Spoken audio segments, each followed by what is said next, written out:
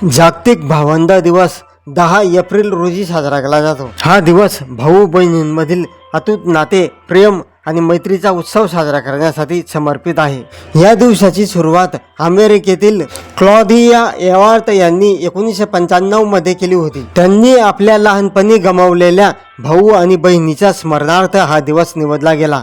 10 April हा दिवस त्यांच्या बहिणीचा लिसेतचा जन्मदिवस आहे। 10 एप्रिल हा दिवस महाराष्ट्र राज्यात भूमी अभिलेख दिवस म्हणून साजरा केला जातो। भूमी अभिलेख विभागाच्या आधुनिक सेवा, उदाहरण डिजिटल सातबारा आणि मोजणी तंत्रज्ञानाची माहिती सामान्यांपर्यंत पोहोचवणे। 10 एप्रिल 1883 रोजी सेटलमेंट कमिशनर या स्वतंत्र पदाची निर्मिती करण्यात आली होती। भूमी अभिलेख विभागाच्या या ऐतिहासिक सुरुवातीचे स्मरण म्हणून हा दिवस साजरा केला जातो। जागतिक होमिओपॅथी दिवस 10 एप्रिल रोजी साजरा केला जातो।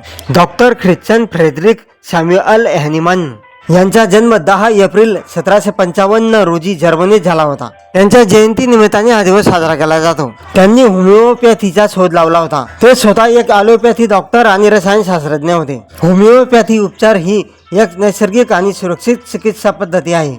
ही औषधे प्रामुख्याने वनस्पती, खनिजे आणि प्राण्यांच्या अर्कापासून तयार केली जातात।